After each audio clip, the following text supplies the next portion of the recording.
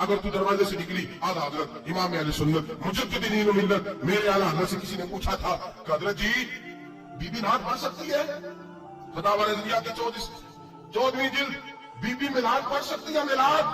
اعلیٰ حضرت نے فرمایا اگر بی بی میلاد پڑھ رہی ہو نعت پڑھ رہی ہو اور اس کی آواز غیر محرم کے کانوں تک جا رہی ہو فرمایا اسے ثواب نہیں ہوگا، اسے حرام کام کرنے کا گناہ دیا جائے۔ بی بی کو منع ہے، وہ نعت کی آواز بھی عورت کا ہی نہیں پڑتا، دین میں تو عورت کی آواز کا بھی پڑتا ہے، دین میں تو عورت کی حضرت سیدہ زینب حضرت فاطمہ کی وہ لخت جگر جو میدان کربلا میں امام حسین برابر کی شریک رہی سیدہ امام حسین کے ساتھ۔ یحییٰ بن معین کہتے ہیں میں 15 سال تک حضرت زینب کا پڑوسی رہا ہوں، 15 سال گھر برابر ہوتا ہے نا، بندہ بی بی دیکھ ہی لیتا ہے، وہ بی بی کبھی پردہ ڈال کے جا رہی ہے دوائی لینے کبھی نظر آئی جاتی ہے، کہتے 15 سال میں سیدہ فاطمہ کی بیٹی کا پڑوسی رہا ہوں، میں نے کبھی برقعے میں چھپی ہوئی زینب بھی نہیں دیکھی، برقعے میں چھپی ہوئی زینب بھی کبھی نہیں دیکھی۔ حضرت عبداللہ بن جعفر طیار جناب علی المرتضیٰ کے بھائی تھے، ان کے بیٹے کے ساتھ ان کا نکاح ہوا تھا، بیمار ہو گئی، حضرت عبداللہ کہنے لگے زینب چل تجھے حکیم کے پاس لے جاؤں، طبیب کے پاس لے جاؤں، تو حضرت زینب کہنے لگی آپ جائیے میرا حال بتا کے دوائی لے آئیے، تو حضرت عبداللہ جعفر طیار کہنے لگے شریعت میں گنجائش ہے ڈاکٹر کے پاس جانے، حکیم کے پاس جانے کی گنجائش ہے تو چلتی کیوں نہیں؟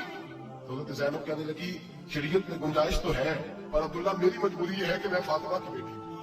شریعت میں گنجائش تو ہے پر میری مجبوری یہ ہے کہ میں حسین کی بہن ہوں، شریعت میں گنجائش ہے پر میں حسن کی بہن ہوں، شریعت میں بڑی گنجائش ہے پر لوگ مجھے محمد عربی کی نواسی کہتے ہیں، گنجائش تو ہے پر میں نہیں نکل سکتی، اس لیے کہ جتنا کوئی اپنے آپ کو دین کے قریب جانتا ہے اتنا اس کے پیروں میں شریعت کی زنجیریں زیادہ ہوتی ہیں۔ تو جناب سیدنا عبداللہ کہنے لگے اگر تو پردہ کر گئی، اگر تو چلی گئی، فرمانے لگے یہ تو اللہ کی مشیت ہے، تو دوائی لا دے تاکہ میں کھا لوں، اور اگر میں چلی گئی تو میں اپنی ماں سے جا کے کہوں گی کہ اماں ساری تکلیفیں میں نے چھاتی پہ برداشت کی ہیں پر میں نے تیرے پردے پر آنچ نہیں آنے دی۔ میرے بھائی یہ اسوہ نور ہے، یہ اسوہ حسنہ ہے، یہ ہمیں سکھایا جا رہا ہے۔ میرے حبیب کریم کی بیویوں کا یہ حال تھا، بیویوں کا اپنے گھر کے آنگن میں حضرت عائشہ صدیقہ حضرت سودا جناب حفصہ اپنے سین میں جب بیٹھتی تھی نا تو دیوار کی طرف منہ کر کے بیٹھتی تھی، دیوار کے ساتھ لگتے دیوار کی طرف، بیویاں اپنے گھر کے اندر بھی دیوار کے جانا منہ کر کے بیٹھتی تھی۔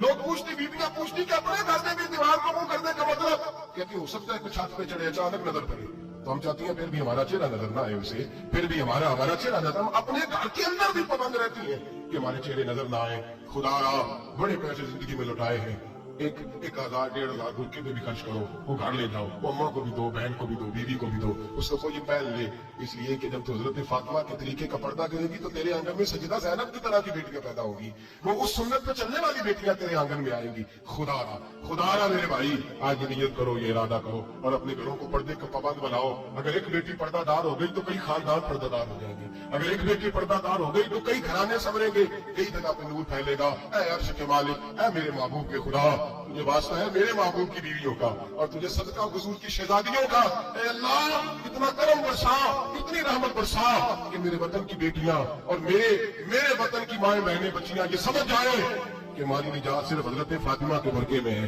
حضرت عائشہ کے پردے میں ہے، سیدہ خدیجہ الکبریٰ کے حجاب میں ہے۔ اللہ کرے یہ سمجھ جائے اور یہ جب بھی سجدہ کریں تجھ سے حیائی مانگے، یہ تجھ سے جب بھی سجدہ کریں گے تجھ سے اپنے لیے چادر تطہیر اور پردہ تنویر مانگے۔ اللہ کرے مجھ بے عمل کی منہ سے نکلے ہوئے لفظ کسی کے دل میں تاثیر بن کے اترے اور پھر دنیا کے اندر یہ رواج عام ہو کہ ہر کوئی پردہ کرے، ہر کوئی باپردہ ہو جائے۔ اے اللہ تو تاثیر نازل فرما، اے اللہ تو عمل کی دولت نازل فرما، اے اللہ ہماری بیٹیوں کو عزت کی چادر عطا فرما، ہمیشہ مدحت خیر الانام میں گزرے۔ دعا ہے یہ عمر درود و سلام میں گزرے۔ آخر